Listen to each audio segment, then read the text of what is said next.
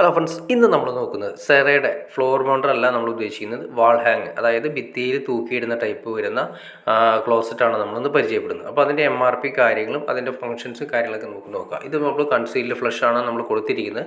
അതിൻ്റെ താഴെ നിന്നുള്ള അകലം ഞാൻ ജസ്റ്റ് നിങ്ങളെ കാണിച്ചു തരാം. കണ്ട ഏറ്റവും താഴെ ബേസ്മെൻറ്റ് വരുന്നത് മിനിമം ഒരു 2 ഇഞ്ചെങ്കിലും താഴെ കിട്ടുന്ന രീതിയിലാണ് അത് അറേഞ്ച് ചെയ്തിരിക്കുന്നത്. അപ്പോൾ ഇനി ഇതിൻ്റെ ഡോറ് കാര്യങ്ങളൊക്കെ കണ്ടു. ഇനി ഇതിൻ്റെ MRP കാര്യങ്ങളൊക്കെ ജസ്റ്റ് ഞാൻ നിങ്ങളെ കാണിച്ചു തരാം.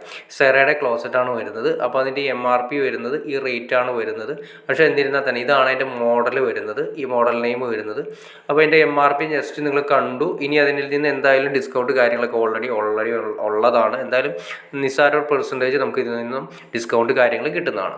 നമ്മൾ കൊടുത്തിരിക്കുന്നത് വാൾ ഹാങ്ങിങ് സിസ്റ്റമാണ്. കൺസീൽഡ് ഫ്ലഷാണ് കൊടുത്തിരിക്കുന്നത്. കൺസീൽഡ് ഫ്ലഷ് നമ്മൾ ഒരു ചെറിയൊരു പ്രൊജക്ഷൻ കൊടുത്ത് അതിനാണ് ചെറുത് പുറത്തേക്ക് വെച്ചതിന് ശേഷമാണ് കൊടുത്തിരിക്കുന്നത്. അതിനുശേഷം നേരെ നമ്മൾ ഈ പറയുന്ന ക്ലോസറ്റ് കാര്യങ്ങൾ അതിലേക്ക് ഉറപ്പിച്ചിരിക്കുന്നത്. അപ്പോൾ ക്ലോസറ്റിൻ്റെ ഫിനിഷിംഗ് ലെവൽ ഇതാണ് അതിൻ്റെ ഫ്ലഷിൻ്റെ രീതി വരുന്നത്.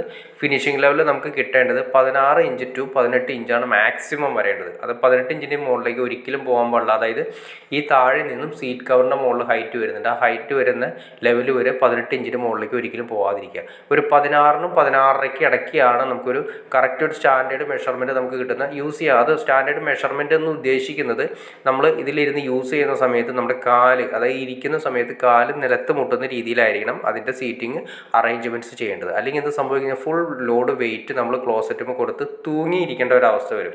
അപ്പോൾ നമുക്കത് കറക്റ്റായിട്ട് യൂസ് ചെയ്യാൻ സാധിക്കില്ല. നമ്മൾ ക്ലോസറ്റിൽ ഇരുന്ന് കഴിഞ്ഞാൽ നമ്മുടെ താഴത്ത് കാല് 2 പാദവും നിലത്ത് നമുക്ക് ഉറപ്പിച്ച് നിർത്താൻ പറ്റുന്ന രീതിയിലായിരിക്കണം നമ്മുടെ അതിൻ്റെ മെഷർമെൻറ്റ് വരുന്നത്. അപ്പം മിനിമം നോക്കിക്കഴിഞ്ഞാൽ തന്നെ ഒരു 16 ടു 18 വരെ പോകാം. ഹൈറ്റുള്ള ആളുകളൊക്കെ ആണെങ്കിൽ 18 വരെ പോകാം. ഇനി അതല്ല നോർമൽ ലെവലാണെങ്കിൽ ഒരു 16 ടു 16.5 ഉള്ളിൽ നമ്മൾ സെറ്റ് ചെയ്യുകയാണെങ്കിലും ഏറ്റവും നല്ലതാണ്. അപ്പോൾ അതിൻ്റെ മെഷർമെൻറ്റ് കാര്യങ്ങളൊക്കെ ഫിനിഷിംഗ് ലെവലിൽ നിന്ന് എത്രയായിരിക്കണമെന്ന് നമ്മൾ പ്ലംബിങ് ചെയ്യുന്ന സമയത്ത് തന്നെ സെറ്റ് ചെയ്യണം.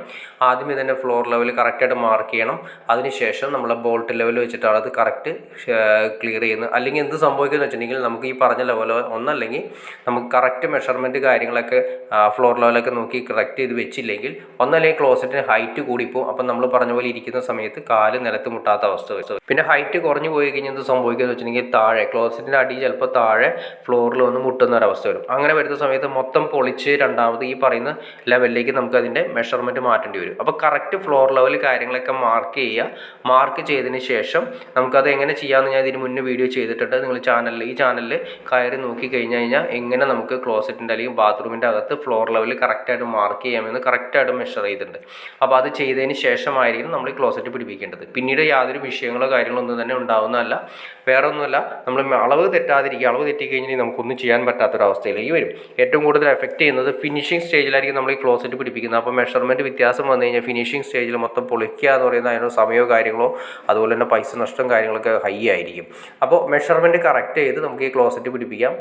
അപ്പോൾ ഇത് ഇവിടെ കൊടുത്തിരിക്കുന്നത് കാണാൻ സാധിക്കേണ്ട ഒരു 4 ഇഞ്ച് പ്രൊജക്റ്റ് ചെയ്തിട്ടാണ് നമ്മൾ ഈ പറഞ്ഞ കൺസീൽഡ് ഫ്ലഷ് കൊടുത്തിരിക്കുന്നത്. അത് വേറെ ഒന്നിനും വേണ്ടിയിട്ടല്ല, നമ്മുടെ വീടിൻ്റെ സേഫ്റ്റിക്ക് വേണ്ടിയിട്ടാണ്. കാരണം ഈ 4 ഇഞ്ച് ഈ ക്ലോസറ്റിൻ്റെ 4 ഇഞ്ച് ഔട്ട് പൈപ്പ് പോകുന്നുണ്ട്. ആ 4 ഇഞ്ച് പൈപ്പ് പോകുന്നത് നമ്മൾ താഴെ വരുന്ന ബീം ഉണ്ടാവും, അതായത് ബെൽറ്റ് ഉണ്ടാവും. വീടിൻ്റെ മെയിനായിട്ട് വരുന്ന തറയുടെ ബെൽറ്റ് ഉണ്ടാവും. ബെൽറ്റ് കട്ട് ചെയ്യാതെ അതിൻ്റെ കമ്പിക്ക് സ്റ്റീലിൽ ഒരു കാര്യങ്ങളോ കംപ്ലൈൻറ്റ് ഇല്ലാത്ത രീതിയിൽ കട്ട് ചെയ്യാതിരിക്കാൻ വേണ്ടിയിട്ടാണ് 4 ഇഞ്ച് പ്രൊജക്റ്റ് ചെയ്ത് വെച്ചിരിക്കുന്നത്. അതിനെക്കുറിച്ച് അറിയണമെന്നുണ്ടെങ്കിൽ തീർച്ചയായിട്ടും നിങ്ങൾ ചാനലിൽ കയറി നോക്കി അറിയാൻ പറ്റും.